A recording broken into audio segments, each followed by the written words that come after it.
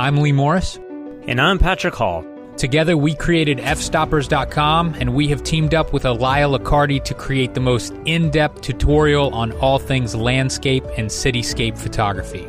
Join us as we take you behind the scenes and around the world to over 7 unique countries in our quest to find the perfect landscape photographs.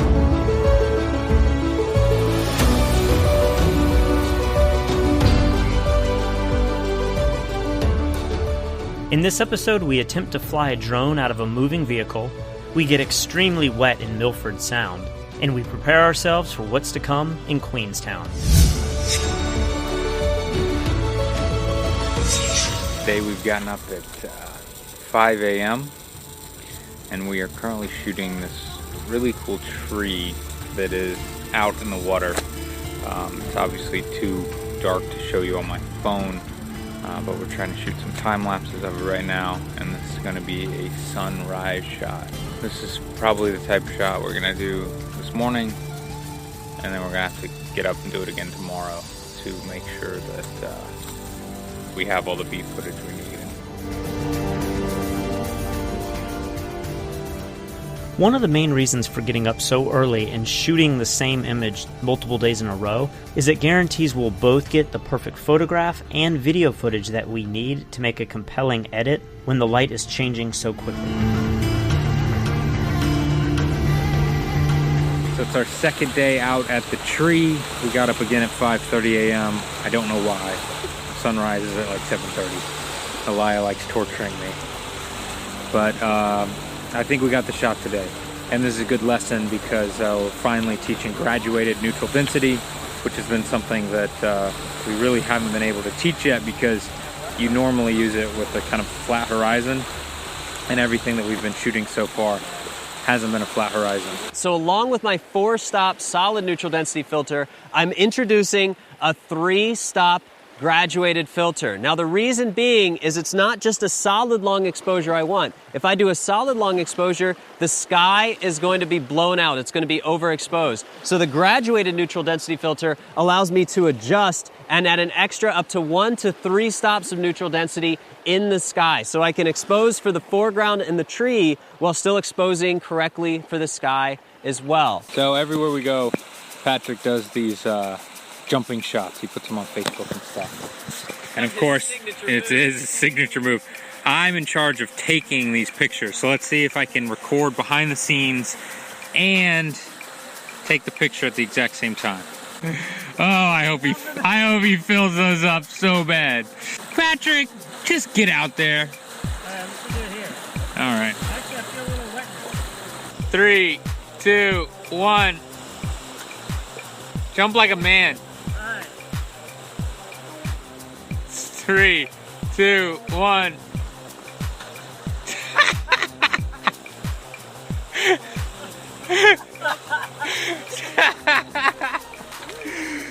Why though? Why? Even with only getting 3 hours of sleep, I'm now happy. Why are they wet? Maybe they're not waterproof all the way to the top. They must just be waterproof to the rubber. Your boots are not as incredible as you once thought. After completing this shoot in Wanaka, our next stop was Milford Sound. This drive was going to take half the day, so we wanted to make sure we had all of our GoPros ready for some really cool road footage.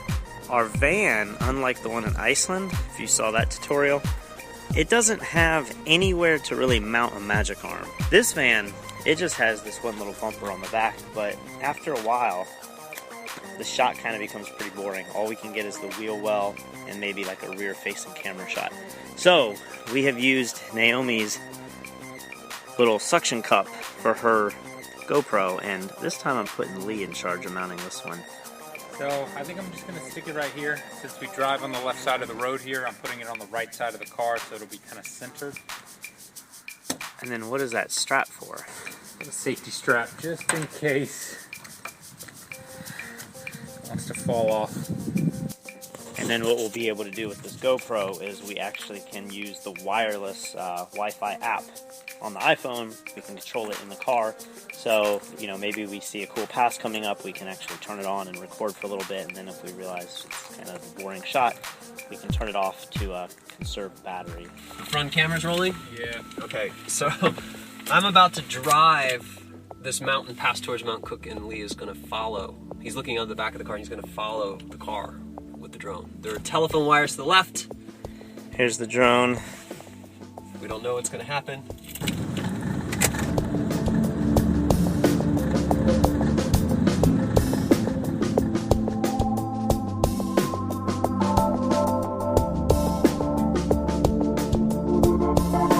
Everything was working perfectly until we got 2 kilometers away from the start point, and the drone initiated the auto home feature. It's driving away, it's flying away! So, I was just grabbing the drone to like reset it, and then it took off, and I was like, Lee, why are you... Where's it going? Do you guys see it? Yes. It's off here to the right. Going straight to the power lines. Dude. Oh no! Hey, holy shit. It's about to hit the power lines. Uh-oh. You might have to run out and like grab that thing when it comes down, dude. Seriously, there's nobody coming. Wait. Did you have it? I got it again. Oh, shit. Okay, come on, bring it home.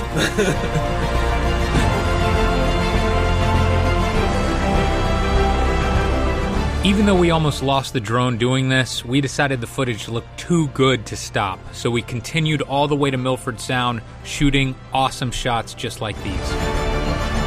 So it's another day in New Zealand in a very similar scenario.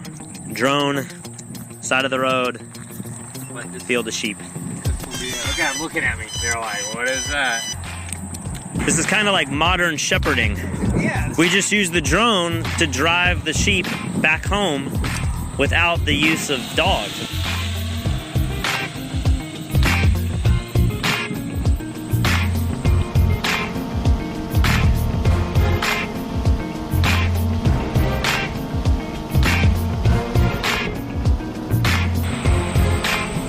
Yeah, I think a guy's gonna come out here with a shotgun any second. Yeah, we need to wrap this up quickly. The entire trip to Milford Sound took about 6 hours, and I have to say, it was one of the most beautiful drives of the entire trip in New Zealand.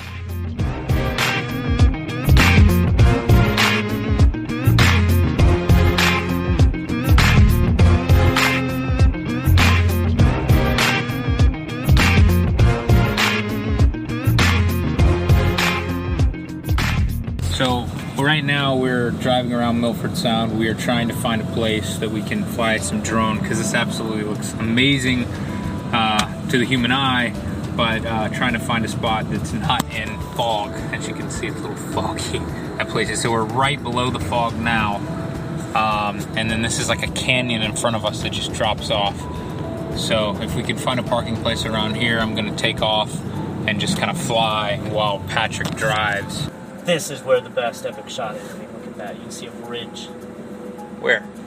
Right down there is a bridge. So I should drive with the walkie-talkie, and then I'll tell you, hey, I'm coming up. Okay. And you should just...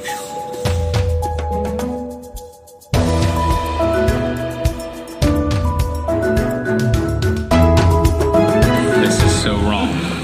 So wrong. This is so horrible. This is the worst yet. For Milford Sound, no cell service, and then satellite internet.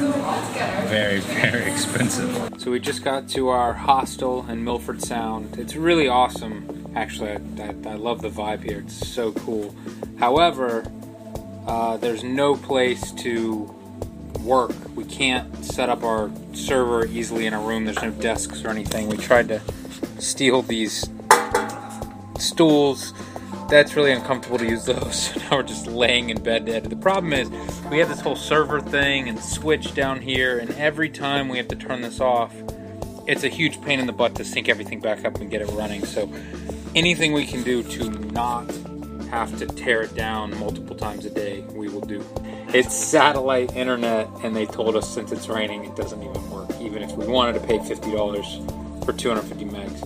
So the only thing that we have to do is edit. So it's time to get to editing.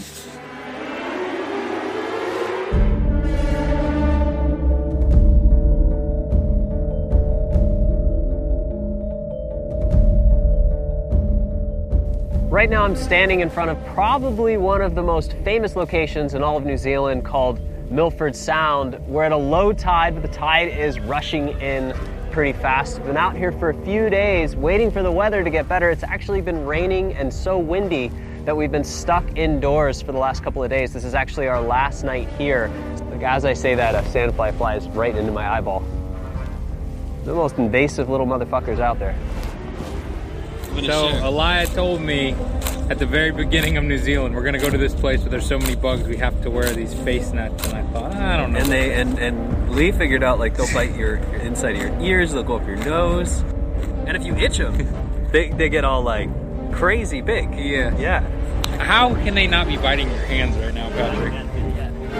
Between the weather and the bugs, we decided that this shot was not going to work, and it was a complete failure. None of this footage actually made the tutorial, but we still had a great time seeing this incredible location. Today, we are on a wildlife cruise. So we are shoving off right now, and apparently we're gonna go through waterfalls, see some animals, and give us a reason for coming all this way.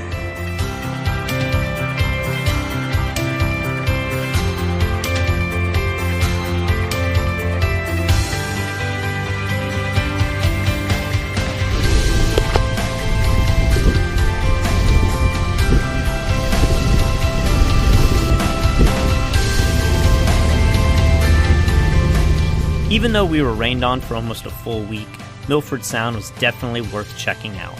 We had one more location for this tutorial, so we headed north to Queenstown. So this was like the most highly recommended thing by everybody. I've never had a restaurant recommended over and over and over again by strangers. This is the Ferg Burger. Let's see if it's the best burger in the world, like everybody says. It's just a solid, really good burger. I don't know if I can say it's the best burger I've ever had, but then again, I can't think of another burger that's better. It's a fantastic burger. Good recommendation, everyone. So we're about to film a quick little time lapse of Elia packing his bags. We want to show everybody how much stuff he travels with on a daily basis and how it fits into one single backpack. So to do that, we have Lee, who has just taped the GoPro on this light that's burned out. So right now we're about to film a lesson on focus stacking. Patrick has a very interesting tripod setup here. So the light shooting the direction that Elia is shooting is great for the picture, bad on him. So we've decided to come around him, and now we are setting up on this side of him, so he's going to be looking at us, which kind of makes more sense for a video standpoint. We just haven't done this before. This is why we don't like nice tripods. Now that both filters are in place, let's take that same shot 30 seconds at f11. Take a look at this shot now. You can see that the sky is exposed correctly and everything else still looks pretty good. So we've been able to nail this in a single exposure, which is going to make post-processing much more simple. This shot looks pretty good. It may not be a portfolio shot. We have some shadows in the foreground from the light, but it's still a very nice composition. And right now, everything's focused on the background, so that's part one. The next step is to refocus the camera on an element in the foreground. In this case, I'm going to use the post to the left because that's pretty much the closest thing to the camera. I'm going to reset the focus, and I'm going to take the exact same shot. This lesson on focus stacking ended up being the very final lesson in the entire landscape tutorial. After we were done filming, we went into town, and I had a fantastic idea. I have to make this decision right now? Right now. Why right now? It's not the sort of thing you can go there and do it. Let's put our names in for Sunday. This is how we end our trip. Here's the question. Do you want to do the swing and the bungee or just the swing? Let's see what you're doing here.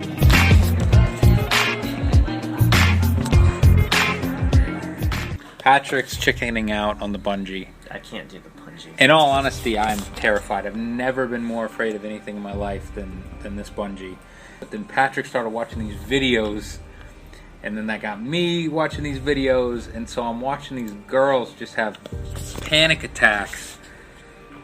And, oh my gosh. It's so high, man. So, is there any chance I could have shown you these videos earlier, and it would have changed your decision on all of this? I don't think so. I feel like I have to do this. It's like 10 stories of free fall before you start slinging. I mean, you're like going 130 miles an hour over a canyon.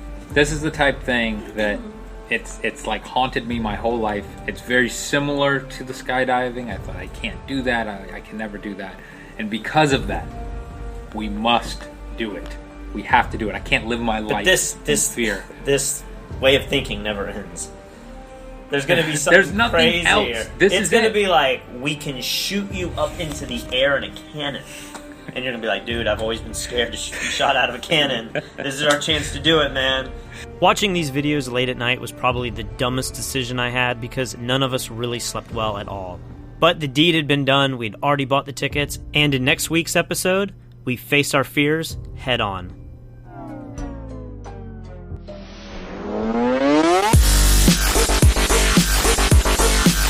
To learn more about this entire photography tutorial, head over to fstoppers.com/Elia Liccardi.